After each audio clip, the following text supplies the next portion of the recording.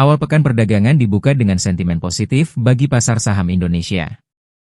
IHSG diperkirakan masih berpeluang melanjutkan penguatan untuk menguji level 6.328 hingga 6.545, meski potensi koreksi tetap perlu dicermati pada area 6.127 hingga 6.161.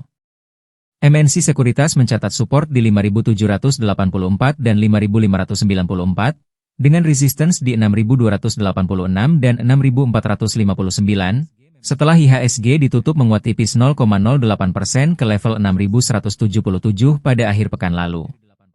Di tengah tren tersebut, sejumlah saham pilihan turut menjadi sorotan. BUFA, emas, ESA, dan GGRM direkomendasikan dengan strategi seperti buy on weakness hingga trading buy, masing-masing dengan target harga dan level stop loss yang telah ditentukan.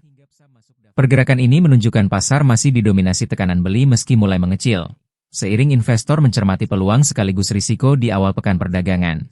בשנה החולפת יצאנו לשני מבצעים כבירים, עם כלבי ושאגת הארי.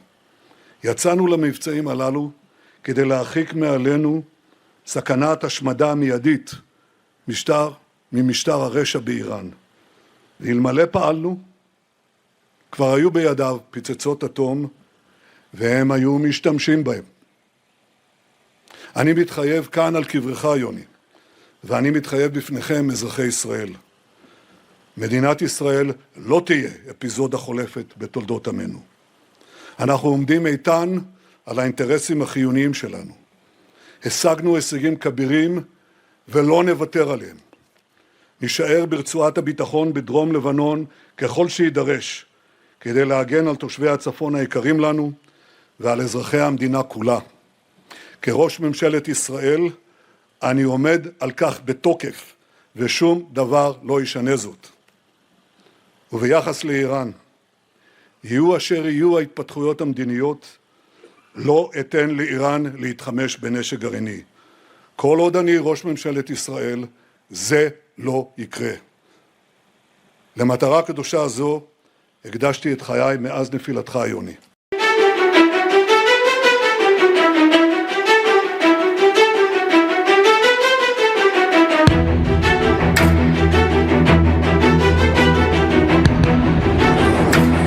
Presiden Amerika Serikat Donald Trump menegaskan Iran sudah tamat setelah perang yang berlangsung selama beberapa bulan. Menurut Trump, kemampuan militer Iran telah melemah drastis sehingga negara itu berada dalam posisi yang jauh lebih lemah dibandingkan sebelum konflik. Trump menegaskan Iran kini tidak lagi memiliki kekuatan militer yang mampu menandingi lawan-lawannya. Perang memberikan pukulan telak terhadap kekuatan pertahanan Iran. Angkatan udara dan angkatan laut Iran praktis sudah tidak berfungsi lagi akibat konflik tersebut. Berbagai sistem pertahanan utama Iran juga telah hancur. Peralatan anti pesawat, radar, serta banyak perangkat militer lainnya disebut telah musnah selama perang berlangsung. The greatest military anywhere in the world, and you saw that in Iran, where in 1 week, virtually, we knocked out their entire Navy, their entire Air Force, their anti-missile weapons, their radar. We knocked out everything. Now, some of the fake news would say, oh, we didn't do it fast enough or something. We took about a week. We're a little spoiled by Venezuela, but equal, I would say equal. And now we have an agreement that was signed last night. And it's 60 days. They have to make a deal. Otherwise, we will do things that won't make them happy. But I don't think it's going to get to that. I think it's going to be very good. Remember, if we do that, then all of a sudden you're not going to have the oil flowing out of the strait too quickly, because people that own billion-dollar ships don't love missiles flying over them, don't love mines all over the water. And this is going to be amazing what's happening now, because we have the greatest economy that we've ever had. Amerika Serikat dan Iran akan melanjutkan putaran negosiasi lanjutan selama setidaknya 60 hari untuk membahas isu krusial seperti program nuklir. Trump dan Presiden Iran Masoud Pezeshkian menandatangani nota kesepahaman MOU secara elektronik pada Rabu malam. Kesepakatan itu membuat 14 poin yang bertujuan mengakhiri perang yang pecah sejak 28 Februari dan turut melibatkan Israel. Berdasarkan MOU tersebut, Amerika Serikat dan Iran sepakat menggelar perundingan selama sedikitnya 60 hari guna mencapai kesepakatan final mengenai program nuklir Iran serta pencabutan sanksi internasional. Meski proses diplomasi telah dimulai, Trump tetap menegaskan Iran memasuki meja perundingan dalam kondisi yang sangat lemah setelah mengalami kerugian besar di bidang militer selama konflik berlangsung.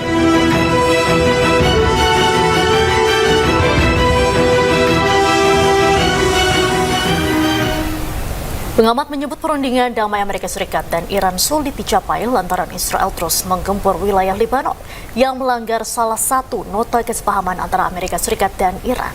Karena nyatanya Amerika Serikat tidak mampu menekan Israel. Dan berikut dialog kami bersama pengamat hubungan internasional Presiden University, Bapak Teguh Reza Shah. Walaupun baru diteken, tapi jelas-jelas Israel merupakan penghambat dari nota kesepahaman tersebut ya.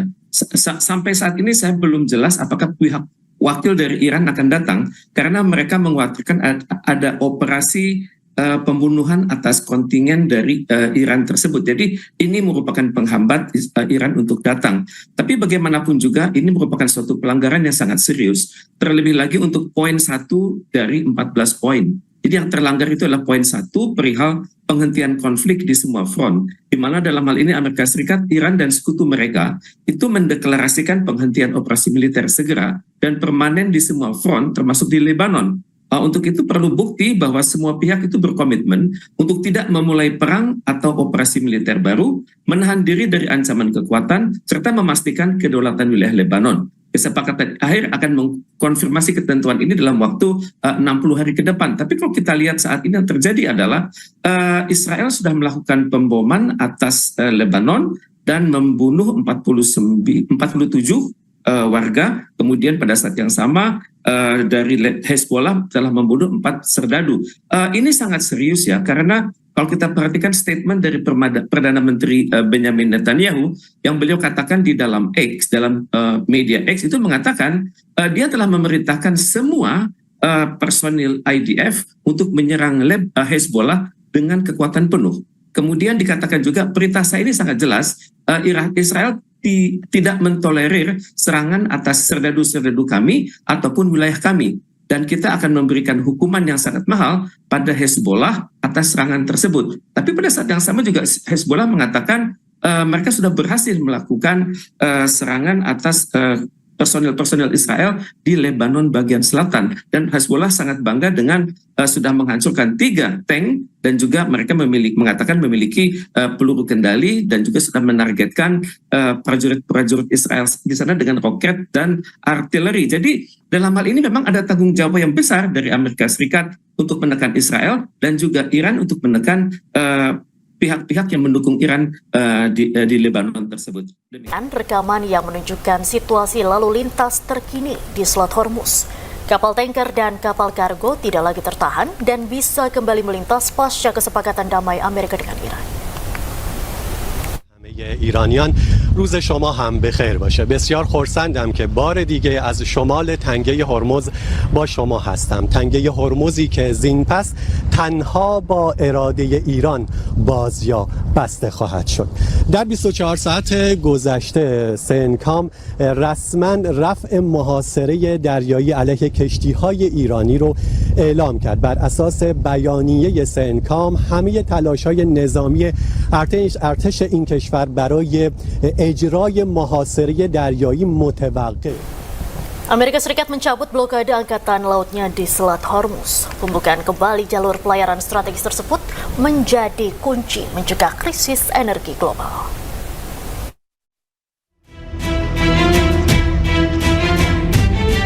Presiden Amerika Serikat Donald Trump mencabut blokade angkatan laut mereka di Selat Hormuz. Pengiriman minyak melalui Selat Hormuz secara bertahap kembali normal.